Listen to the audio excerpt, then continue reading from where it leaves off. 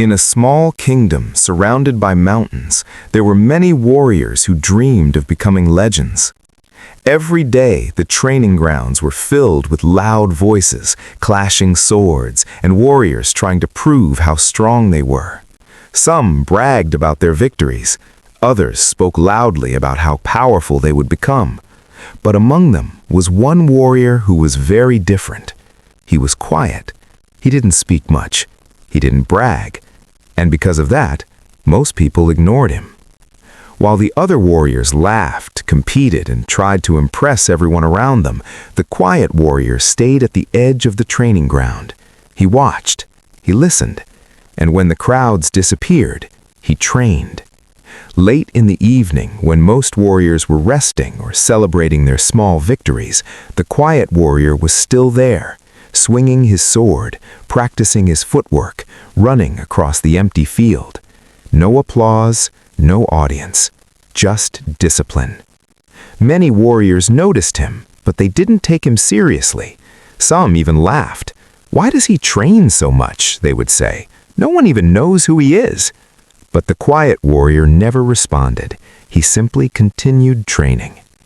Days passed, then weeks, then months. The loud warriors continued to chase attention.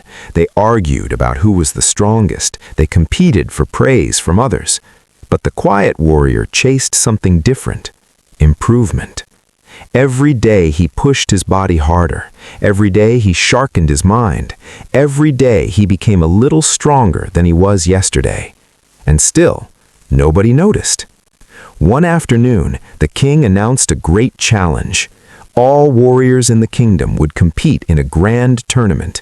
The strongest warrior would earn honor, respect, and a place among the kingdom's elite fighters. Excitement spread across the village. The loud warriors were confident. They had always believed they were the best. But when the tournament began, something unexpected happened. One by one, the confident warriors were defeated. Some were too slow. Some were too careless. Others relied too much on their pride instead of skill. Then it was time for a warrior many people barely recognized.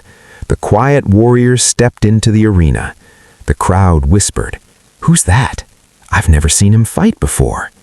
His opponent was a warrior known for his strength and loud confidence. The duel began. The confident warrior attacked quickly, expecting an easy victory. But within seconds, the quiet warrior moved with incredible speed. His movements were calm, precise, disciplined. The confident warrior couldn't keep up. Before anyone could understand what had happened, the fight was over. The quiet warrior had won. The crowd fell silent. One by one, he faced stronger opponents, and one by one, they fell. Not because he was lucky, but because he had spent months doing something the others ignored, training in silence. By the end of the tournament, the quiet warrior stood alone in the arena, victorious. The same warriors who once laughed at him now stared in disbelief. But the quiet warrior did not celebrate loudly. He simply bowed his head and walked away from the arena. Because for him, the real victory had already happened long before the tournament. It happened on the lonely evenings when no one was watching. It happened during the quiet mornings when he chose discipline over comfort. And the lesson is simple.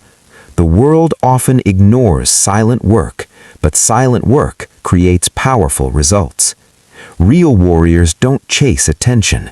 They build strength where no one is looking, and when the moment finally arrives, their results speak louder than words.